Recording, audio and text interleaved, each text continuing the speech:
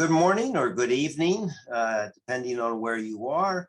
My name is Henry Lee, and I'm the director of the Environment and Natural Resource Program at the Belfer Center, one of the co-sponsors for this seminar, along with the Mosavar Rahmani Center for Business and Government and the Harvard University Center for the Environment. Let me give you a few reminders. We are recording this seminar and we'll post it on our seminar series website.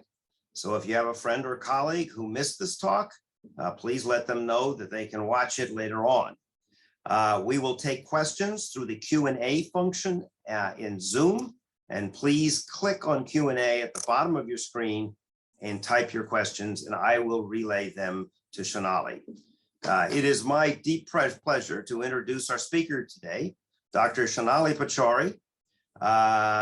She is the research group leader of the newly formed Transformative Institutional and Social Solutions Research Group in the Energy, Climate, and Environment Program at IIASA, which is the International Institute for Applied Systems Analysis in Luxembourg, Austria. She has served as an adjunct professor at the Yale School of Forestry and Environmental Studies. She is the lead author for the IPC WGHIAR6, you'll have to explain what that is, report, and serves on the Science Advisory Panel on the Climate and Clean Air Coalition. She researches the role of technological, institutional, and social innovations for inclusive human development, particularly for populations without access to basic infrastructure and energy services. Her work explores policy pathways for achieving universal access to basic services and technology, and assesses the wider impact for this for sustainable development. So, Dr. Pachauri, thank you so much for joining us. It's a great pleasure. Thank you so much, Professor Lee. I'm delighted to be joining and to be having this opportunity to speak a little bit about the research that we are involved in.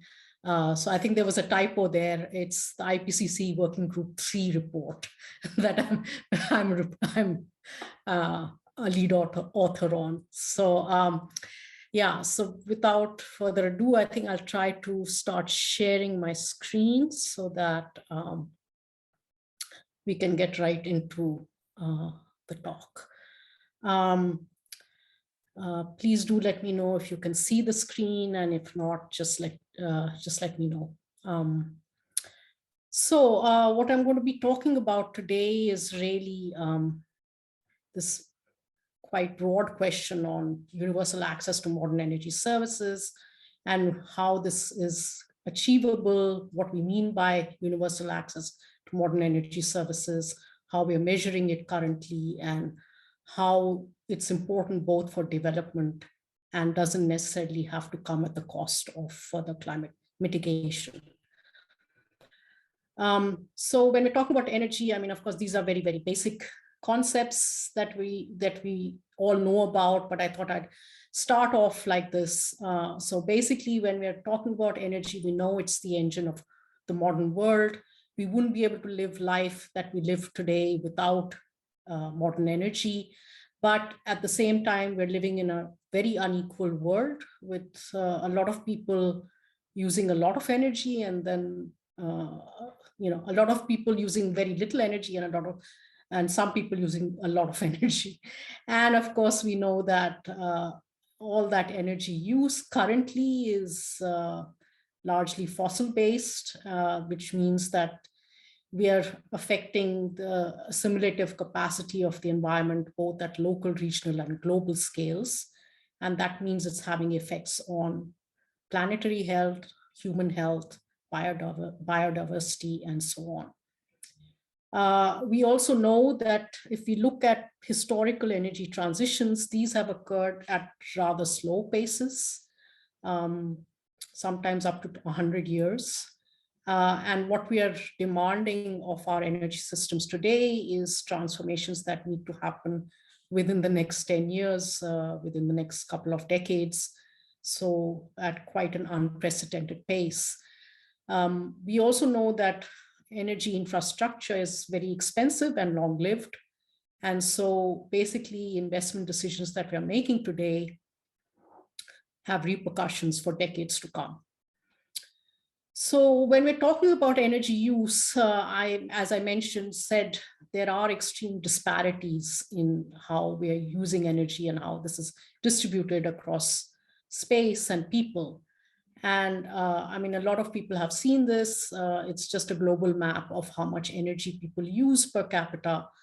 And I think what's interesting to kind of keep in mind is that if we look at the global map, and even if you're looking at just national averages today, about half of the globe lives in countries where the average per capita is less than 3 gigajoules per capita.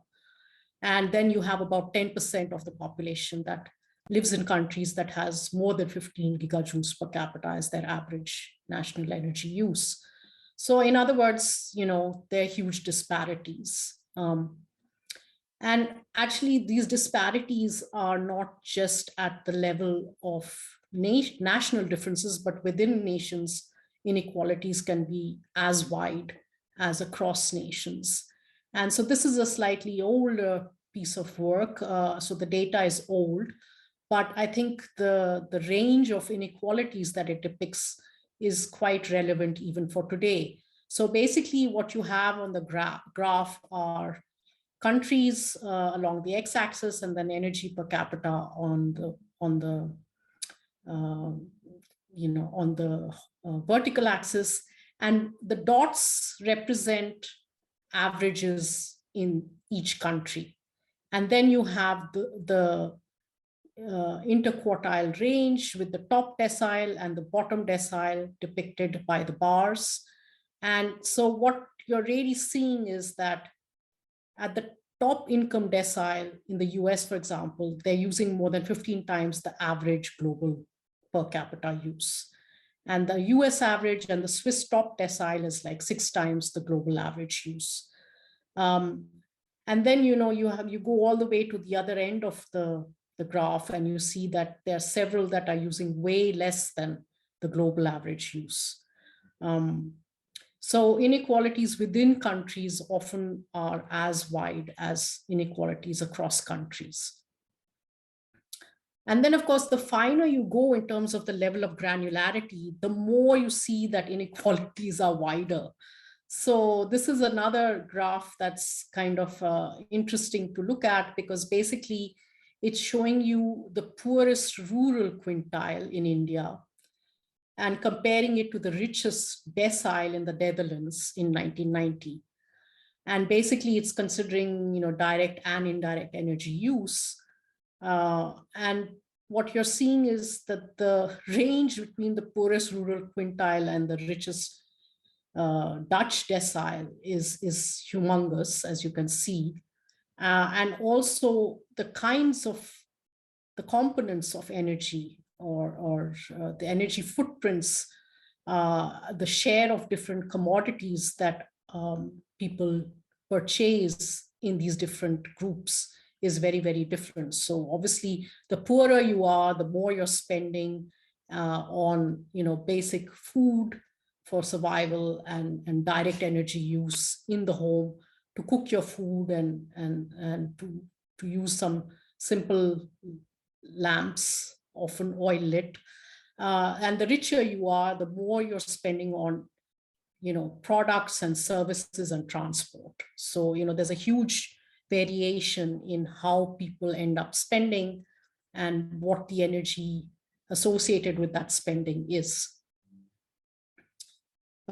This is a more recent piece of research where basically the authors have tried to look at energy inequality of energy footprints across income groups and individuals with different income levels across the world, looking at a whole bunch of countries.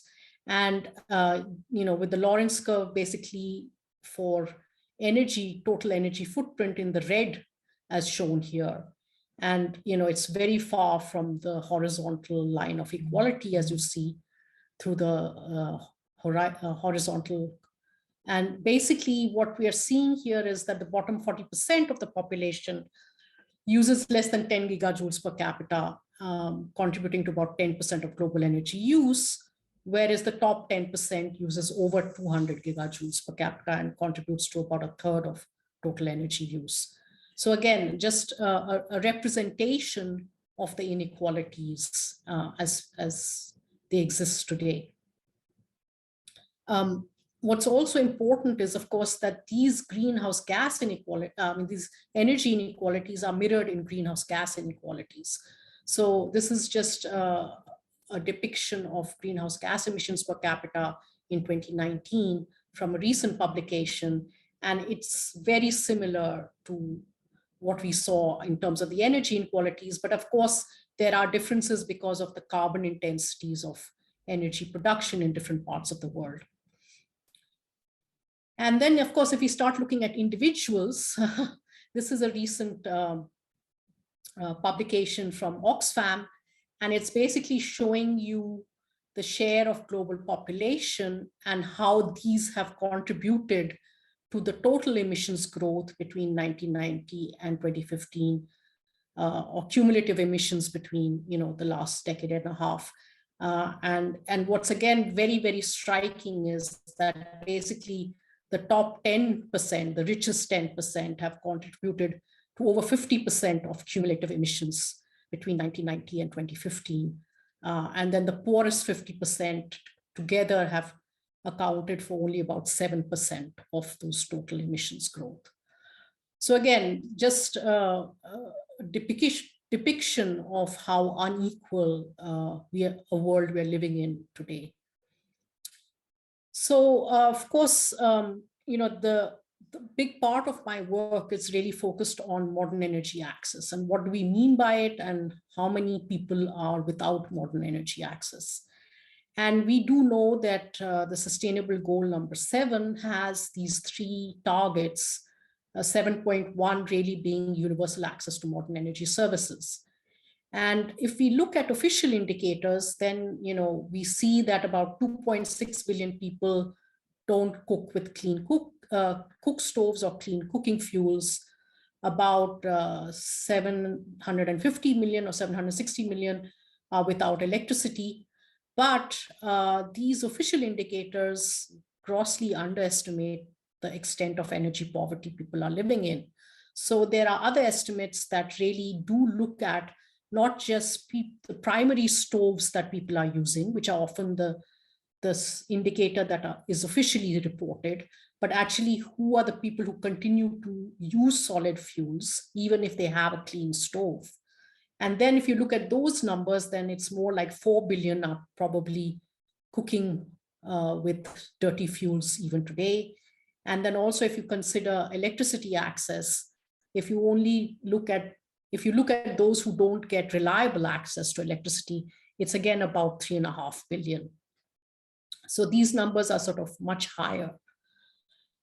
And when we talk about modern energy access, of course, it's interesting because while at a global level, we want to have simple indicators that really can be easily tracked and monitored by all countries, modern energy access has many dimensions. When we're talking about energy supply, it's not just the connection that matters. There are multiple dimensions like availability, affordability, quality, reliability, and so on.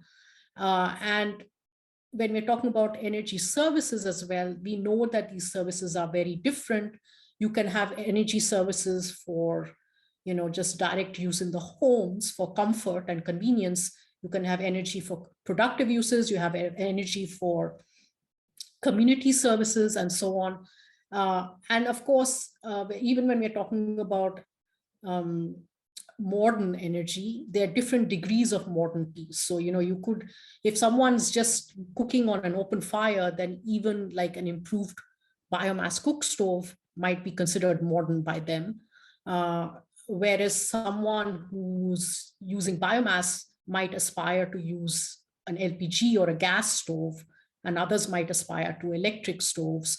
So, there are many, many different dimensions to modern energy access. And of course, the official indicators can't capture all of these. But there are efforts now to kind of track energy access in a more multi-dimensional sense. And one of these efforts is the World Bank's Multitier framework, which is a huge leap forward in terms of what we think about energy access. And it's really trying to consider multiple dimensions of the energy access question, thinking about not just binary indicators, but tiers of energy access, and then also thinking about multiple dimensions like reliability, affordability, quality, and so on. But there are also drawbacks with the multi-tier framework in that it requires a lot of very detailed survey data to be collected, and efforts have been made now to start collecting this survey data. But doing this for all countries of the world or all countries in the global south where this needs to be tracked is also quite challenging. And it's work in progress. We still need to, of course, build on it. So in recent work, what we've done is we've tried to simplify the multi-tier framework. We came up with something that we call the alternative framework, which basically takes only certain important dimensions. So affordability, reliability, and service. We concentrated on these three.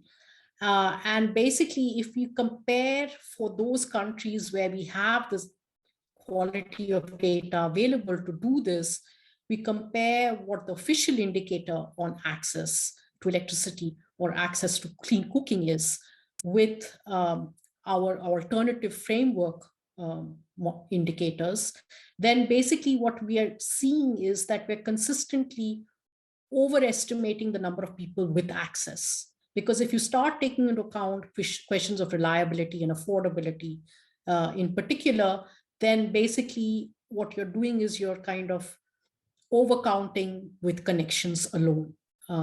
So for instance, one example here that kind of strikes one is like in the bottom half of the graph. If you look at Honduras, for instance,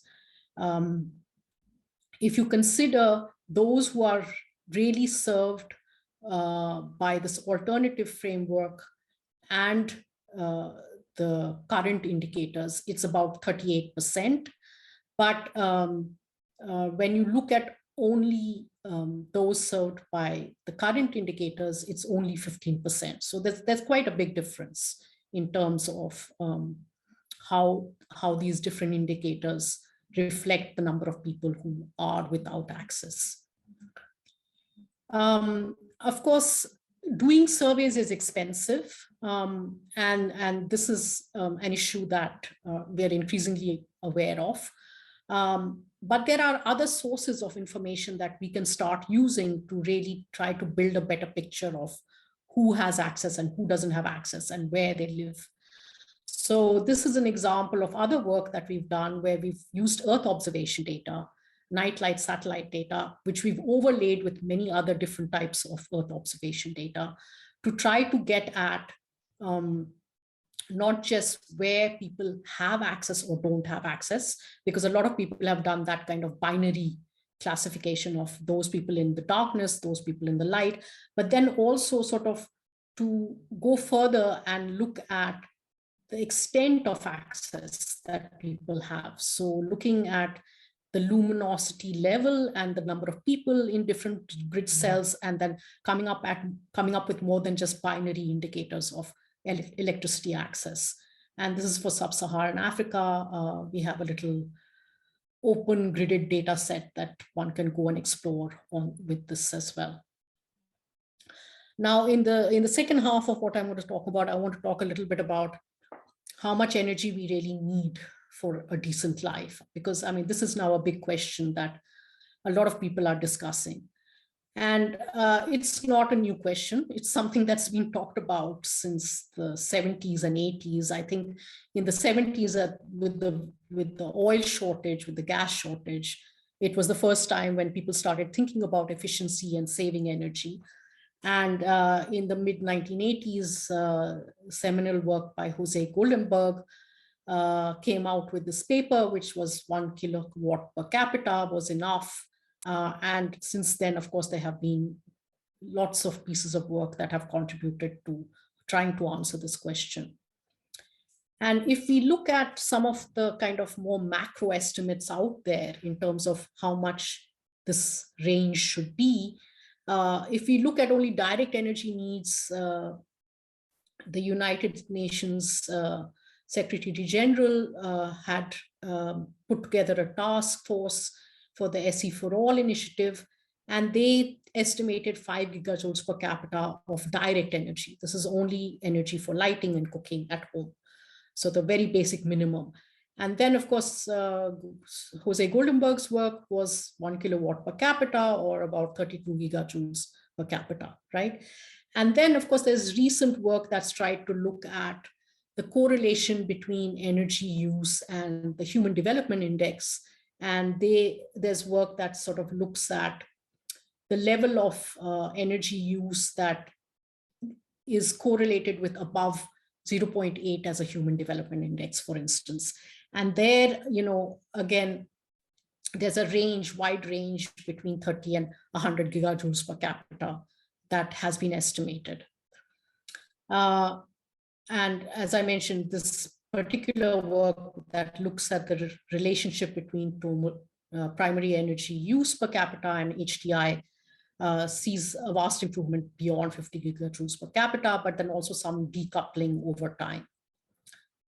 And then there have been bottom-up estimates of decent energy needs. And these bottom-up estimates have started really with first defining what we mean by decent living standards. And this is research that's been done by colleagues of mine at IIASA. And basically, they've defined major categories of decent living that have an energy and material intensity. So for which it's important to look at the energy and material intensity. And these are the, you know, things like food, shelter, safe water and sanitation, healthcare, education, transportation, clothing, refrigeration, television, mobile phones, and so on and so forth. And so it's not just what's in the home that's important, but it's also like the public services like motorized roads, the infrastructure needed for providing all of that, hospitals, schools, so on and so forth. And this is kind of a basic minimum set of required satisfiers that were identified as being important to meet these decent living standards. So, you know, minimum thresholds have been defined for each of these categories of decent living standards. And then very detailed analysis has gone into trying to quantify what the energy requirements for each of these would be. And I mean, of course, the first step to doing that is really looking at the share of population that don't have access to these decent living standards in different parts of the world. And this is just a map that shows you that distribution across the globe. And not surprisingly, it's mainly in the regions of the global south that people lack these decent living standards. So when we look at the energy for providing these decent living standards, one recent piece of work with colleagues of mine at IIASA have looked at providing these decent living standards to all by 2040, for instance. And this, of course, includes building up all the infrastructure in regions which don't have this at the moment. And that's in the order of less than 3% of current energy use today, and dominated largely by shelter, because there's huge lack of shelter, proper housing services in many parts of the world. And then, of course, there's the energy use for operating all this extra work, infrastructure that's built up now. And there again, interestingly, the dominating service is mobility in that case. So if you kind of put all these bits together, what we're seeing is that you can define these kind of standard decent living services And these are universal, but of course the energy required to meet these decent living services does vary across space and people, because the climate is different, technology is different, service provisioning systems are different in different parts of the world. And therefore, obviously, the energy required to meet decent living standards, even if they're universal, varies across region. And so this is just a pictorial depiction of how much it may vary across these different regions. And it's been estimated to vary between 9 to 36 gigajoules per capita per year. And basically what you see is in most regions of OECD, already, the current decent living energy requirements exceed the threshold that's shown in the dark black line. Whereas in regions like sub-Saharan Africa, there's a huge gap to reaching that decent living energy requirement. Yeah, so that again, it's kind of reflecting what we know in terms of the inequalities that exist already. I wanted to end with a quick discussion, a little bit. I mean, this is a bit of a whirlwind, but I wanted to give a little bit of an insight on work that we've done on how to achieve the goals synergistically. Because, I mean, of course, the question is, how do we do this? There's enough energy globally for everyone to meet their decent living standards. Of course, for regions like Africa, it will mean that they will have to substantially increase the rate of growth of energy, unprecedented to what they have experienced in the past. And this raises the question of whether one needs to think about redistribution to some extent, or how this will be achieved. But one last piece of work that I wanted to kind of discuss is work that we've done for sub-Saharan Africa specifically, where basically we've tried to look at what it would mean to achieve energy access, either on its own, or with also doing energy efficiency and renewable energy, which is sort of the 3 SDG 7 targets simultaneously. So what you see in this graph, which is a little confusing to look at in the beginning, but it's basically 4 sets of policies, 5 sets of policies. So there's a baseline, then there's a universal access scenario, which is only achieving universal access. Then there's an access efficiency scenario that does universal access with efficiency as well. And then there's an access renewable scenario, which is doing universal access by also increasing the share of renewables. And then there's one that does all of these together. And what's an important takeaway from the research that we did here was that actually, if you do all these things together, you not only end up with using less energy per capita, you have lower emissions and you have lower investment needs than if you were to do these individually. So that's, a big takeaway in terms of sort of trying to get governments to really think about looking at these potential synergies across goals and trying to devise and design multi-objective policies that can help really with achieving the maximum synergies and avoiding potential trade-offs. Being mindful that we want to have enough time for discussions and questions as well, I will try to wrap up, not really making a full conclusion of all that I've talked about, but trying to just boil down to a few last remarks that maybe we can discuss more in the discussion section. So one thing is, I think it's evident that energy access needs to be measured more in terms of what the services deliver for well-being and sustainable development, and not just connections. And I mean, the world is moving towards this, but this needs to happen much more rapidly. And then when we're talking about focusing on measuring energy services that improve well-being, we need indicators that look at these multiple dimensions. So not just whether people are connected, but also whether they can afford the energy that they've given, whether the energy supply is reliable and sustainable, and so on. And then when we're talking about the evaluation of policies, we also need to be looking at the benefits that they bring in terms of social well-being, or the costs that they might incur for the environment, but how these are distributed is also important. Because heterogeneity is important to ensuring a more just and equitable and fair transitions in the future, which is what we are wanting. And finally, providing energy services for decent living for all is important for development and is really compatible with climate goals. So, I mean, it's not a question of either or, we have to be doing both. So with that, I am happy to take questions, and thank you very much for your attention. And I'd like to leave with a slide of some opportunities that IIASA offers also for students and for scientists. And yeah, thank you very much. I'll stop with that.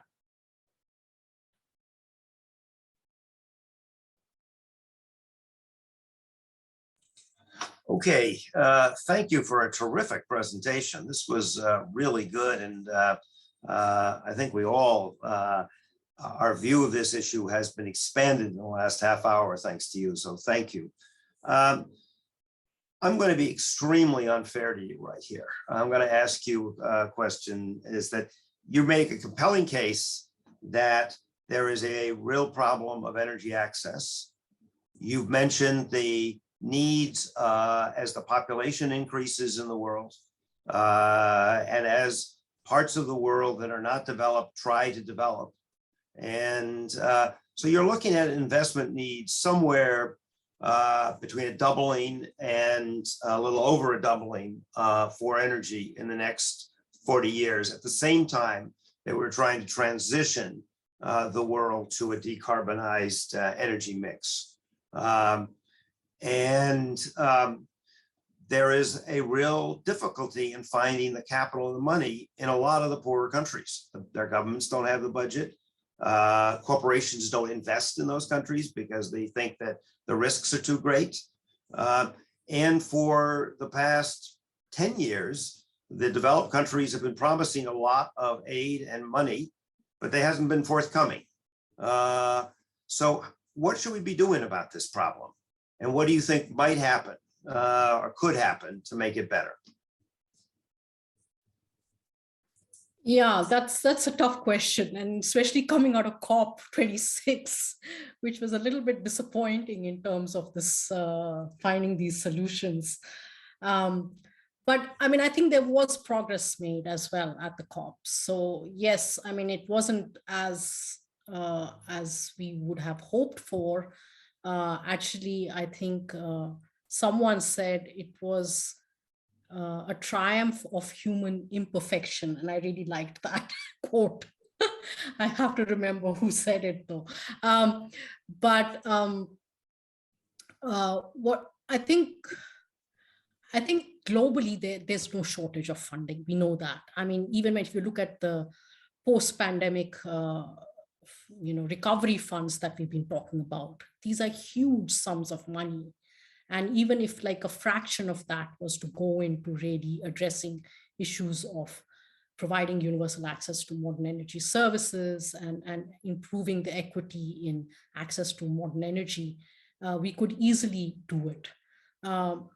Of course, it really requires international cooperation and a sense of solidarity in knowing that we're not going to be able to do this in terms of solving the climate issue or solving any of our sort of more global challenges without a sense of solidarity and international cooperation.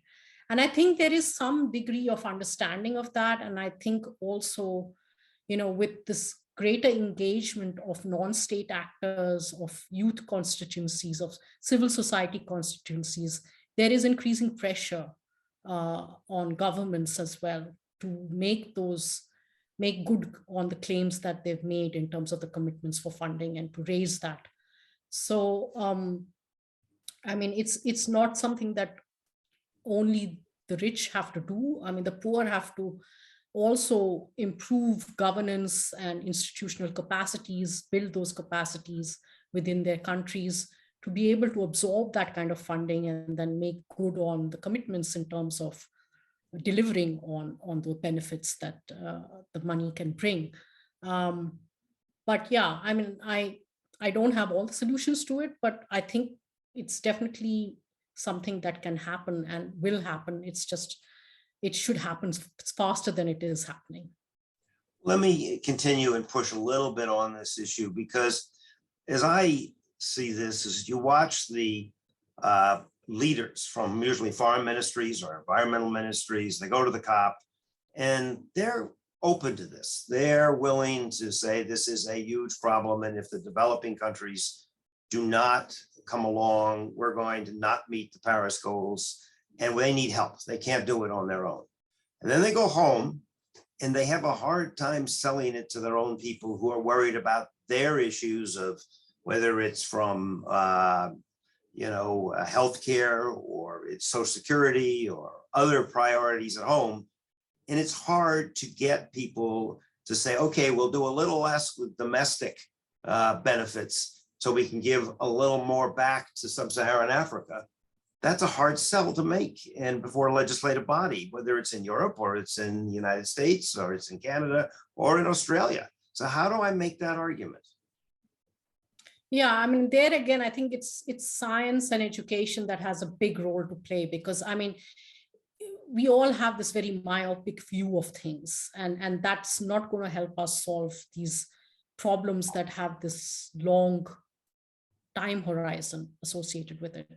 And so, I mean, I think there again, it's sort of trying to increase the discount factor, or try to change the time discount factor that politicians are taking into account. Because yes, agreed, today's constituency will be unhappy with what's happening unless you inform them and educate them about, okay, if you do this today, if you do this now, if you're willing to send that money to Africa, or to loan that money to Africa or to India or to, wherever else it may be, then you don't have to spend as much 10 years from now or 15 years from now. Your kids and your grandkids will not have to make those investments. It's educating people about that, not only the general public, but also politicians and public figures, on how important the trade-off between the short term and the long term is, to really get action on it. Thank you. I'm going to start now reading some of the questions that we've gotten, and some of them are very specific on some of the points you made in your presentation. Some are more general. And I would urge everybody who has a question, please put it in the Q&A. So I'm going to give you two at once that are very specific. So the first one is when people talk about baselines and collective attributes of emissions, when we change baselines, the picture shifts significantly. How worried should we be about more recent acceleration and slowdown of emissions, I presume due to recent events and COVID and things like this? And the second one that's connected to this is this individual worked repurposing nightlight data from different satellites to provide a kind of data public goods. The bank as a knowledgeable rank, for example. Your work on accessibility simplifies the bank's efforts. Could you comment on how we are supposed to think about links between academic research and resource prioritization to build data platforms to enable future research? Okay, maybe I take the first question first. So, I mean, when we're talking about baselines, of course, a lot of research, in research, we look at different baselines because in fact, we are uncertain about how these baselines in terms of population growth, economic growth, and the distribution of these will be over time.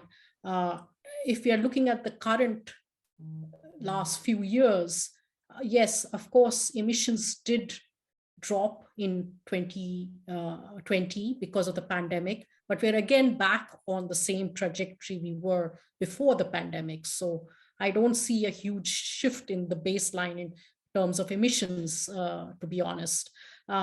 So yes, I mean, of course, one has to explore uncertainties in the baselines as well. And that's what a lot of research that does future scenarios does.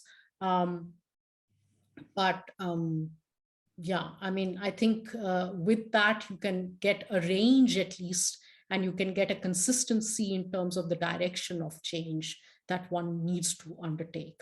Regarding the question on the night lights, so yes, I know the World Bank's doing great work also with doing, making such data sets available.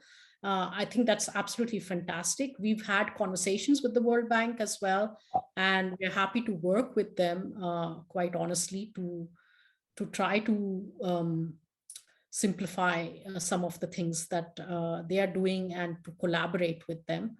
I mean, of course, I understand that there's always a shortage of resources in terms of building these public goods data platforms. But I think increasingly research is becoming open access. People are demanding that the data behind research is also made open access. So I think increasingly so, there will be efforts to make such products available to other researchers and to the public.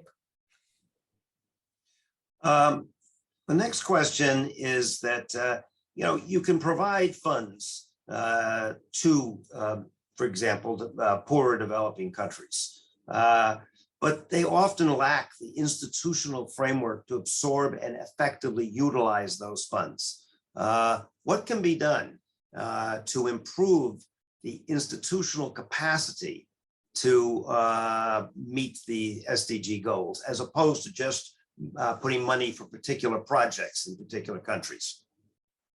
Yeah, so there again, one specifically needs to target doing training and capacity building within these countries. I mean, that too requires funding.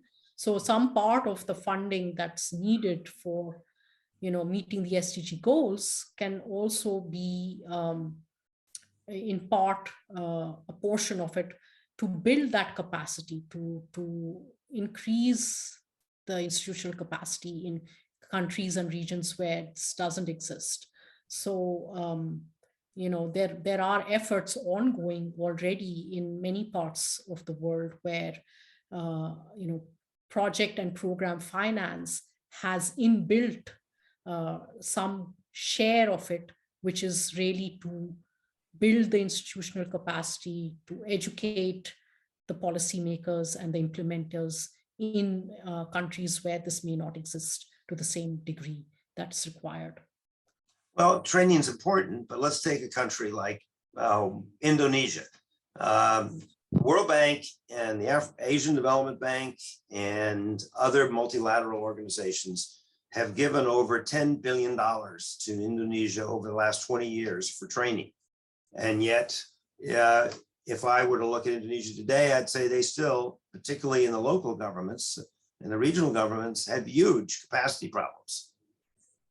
So maybe how do you fix this problem? Well, I don't have the answers to all of it, but I mean, I do believe that, there's always better that one can do. There's no question about it. And it's also a question of half empty, half full in terms of how you view the glass. So, I mean, yes, Indonesia has terrible governance problems in some regards, but in other regards, they've done tremendously well. I mean, if you look at examples of how they switched from kerosene to LPG for cooking, for instance, that was a really effective policy that was implemented and had remarkable success. So yes, in certain instances, there's progress being made.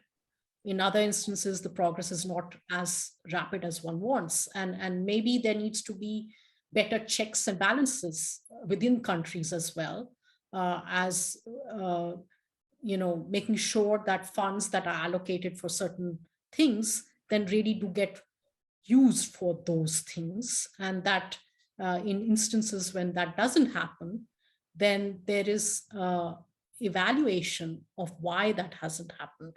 And I think one way that one can improve accountability is really having better monitoring and evaluation of existing policies and programs. We still don't have adequate monitoring and evaluation of a lot of the policies and programs that we implement even today. I mean, we only look at evaluating things against the primary objective that has been specified. So for instance, if we have a policy that's providing connections to rural households, electricity connections to rural households, then that's all that's evaluated, the policy is evaluated against. Whereas we know that's not the only objective of providing those connections. Is the utility doing well enough in terms of providing reliable supply?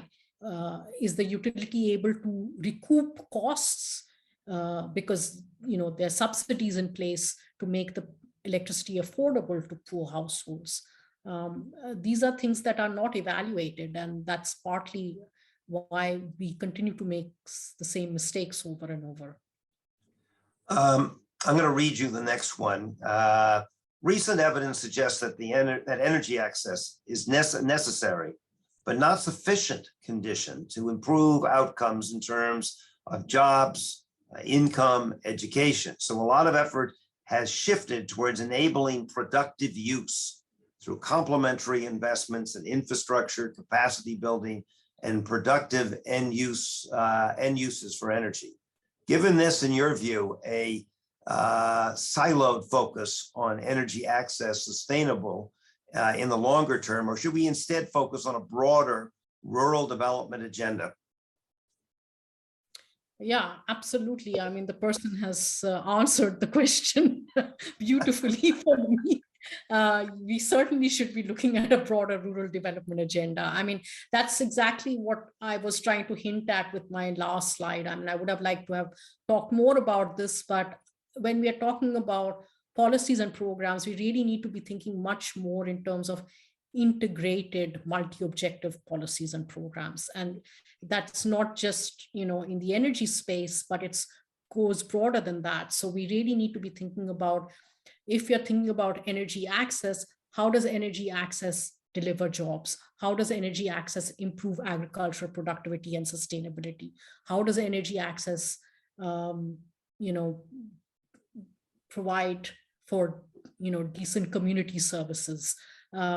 We need to be looking at these things comprehensively, and even with the SDG agenda, which is a huge improvement over the Millennium Development Goals that we had before this, the key critique of it is that it's not looking at the synergies and trade-offs between the different goals sufficiently, and that's really what policy needs to be doing today, looking at these goals synergistically.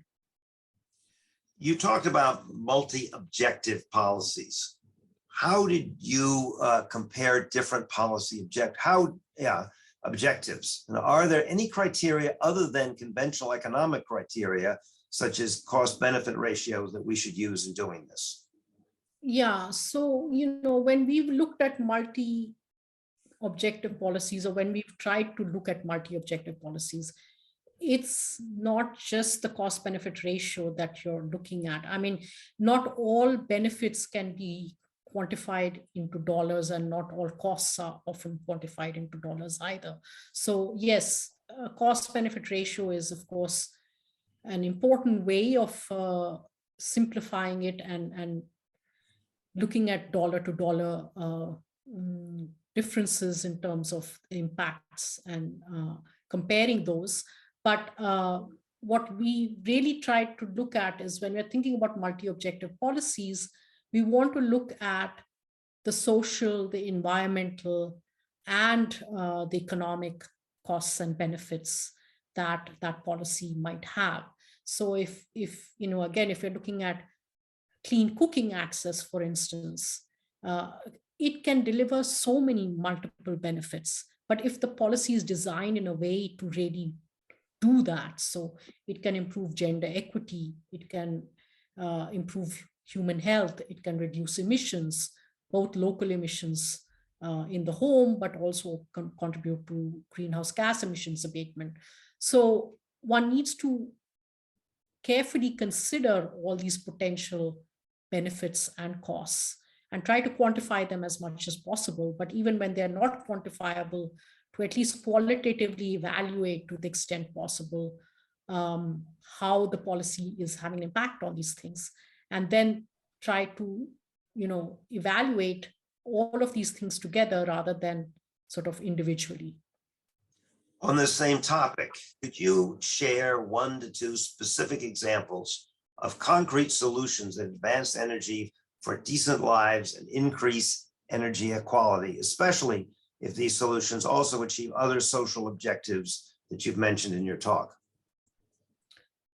Yeah, so I mean, again, with the clean cooking example, for example, in places where it has been done effectively, we've seen that there is evidence now that really shows that it's hugely improved health. It's reduced local air pollution. It's improved, it's led to time savings for women, where that time savings can be employed more productively in other things. In certain projects where women have been involved really with the production or the distribution of the new stoves, it's led to an income improvement for them and an overall welfare benefit to them. Kids are not inhaling the fumes and getting sick as well. So, it really has resulted in multiple benefits in many instances. In other cases, also with lighting access, we've seen similar wide range of benefits happening because it's displacing kerosene, which is again highly polluting and harmful to health. It's allowing for productive uses in some instances. They're really exciting examples of solar SPV, solar photovoltaic irrigation pump sets now being used in parts of South Asia in particular that I know of, where again, there are a huge range of benefits that are emerging from projects that are doing this in a way that are trying to address multiple benefits. But it really requires that policies and projects be designed to take into account potentially multiple benefits that could accrue from the intervention. We've got 5 minutes, or actually 4. And I'll ask 2 last questions very quickly. I'm going to synthesize 2 of them that I have here. One of them is, how much is climate change or the disruptions caused by climate change going to make it harder to achieve your energy access goals? And the second one is, coal has provided a lot of benefits to a lot of people in cheaper electricity. Is coal something that, how do you deal with the need to get rid of coal in order to meet the climate goals, but yet coal provides low-cost electricity in countries like India that is so valuable to so many people at the bottom end of the income spectrum? Yeah, so I'll take the second question first, perhaps. Yeah, I mean, absolutely right. Coal has powered development for decades and has provided cheap electricity to many people.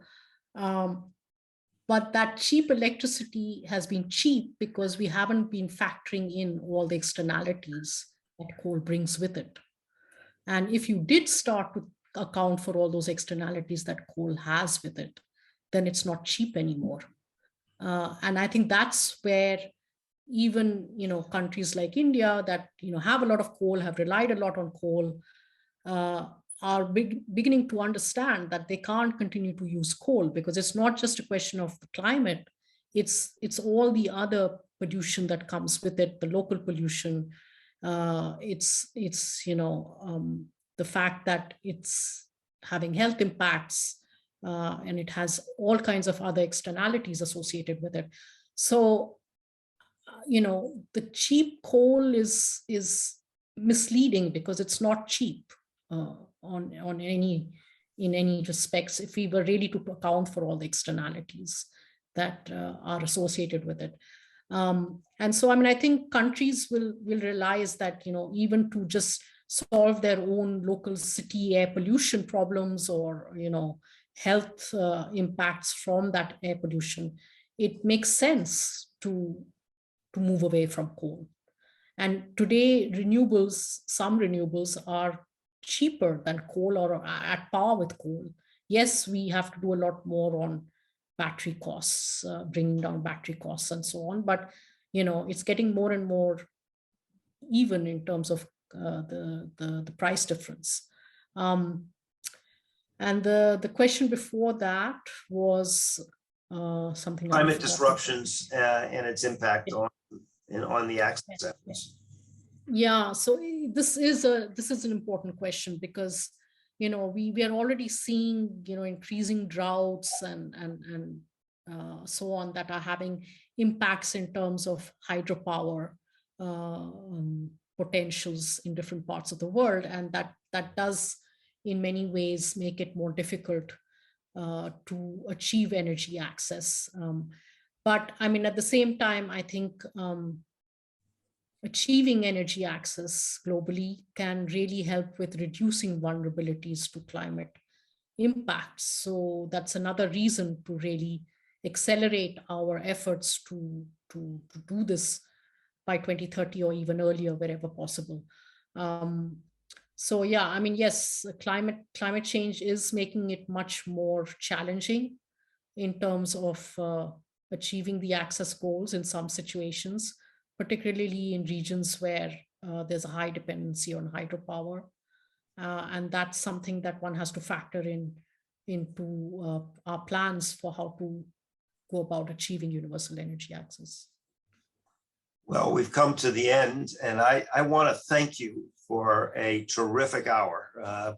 I think we all benefited tremendously, and hopefully someday we can get you in person here.